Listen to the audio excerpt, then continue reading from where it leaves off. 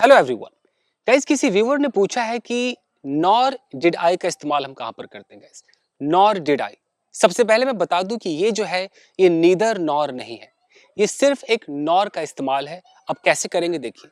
सबसे पहले आपको एक नेगेटिव सेंटेंस बोलना होगा, यानी कि एक नकारात्मक वाक्य जिसमें नॉट का इस्तेमाल होता है। जैसे अगर मैं एक टेंस में यूज करता हूं, जैसे आप यहाँ पर एक देख सकते हैं कि एक चिली का पौधा है मेरे पास। मैं कहता हूँ कि भाई मैंने चिली नहीं खाया, तो मैं इंग्लिश में कैसे बोलूंगा? I didn't eat chilli.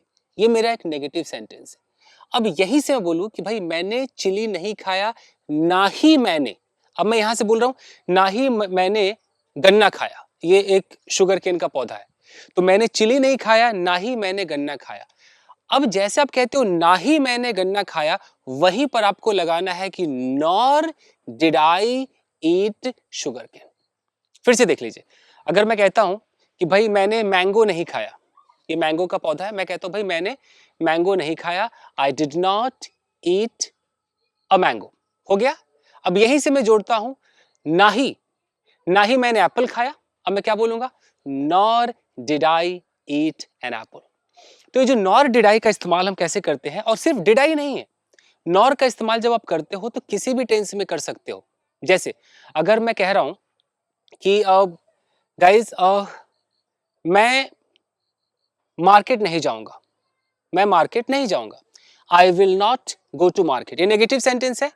ना ही मैं कुछ खाऊंगा, नॉर, जैसे आप कहते हो ना ही, अब वहां बोलो nor.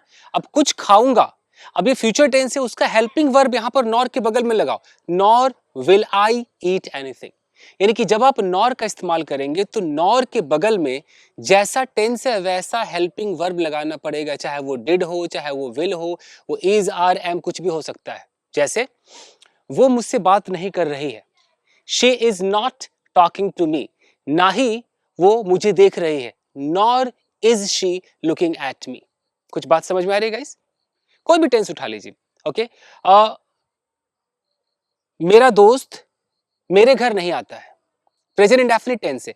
My friend doesn't come to my house, ना ही वो मुझे कॉल करता है, nor does he call me. अब मैंने नॉर के बगल में डज क्यों लगाया? मुझे इस नॉर के बगल में वो हेल्पिंग वर्ब लगाना है जिस टेंस में मैं बात कर रहा हूं। तो वो नॉर डिड भी हो सकता है, वो नॉर विल भी हो सकता है, वो nor does, nor do, nor is, am, are कुछ भी हो सकता है गाइस। ठीक है। मैं दूध नहीं पीता हूं, प्रेजेंट इंडेफिनिट टेंस है।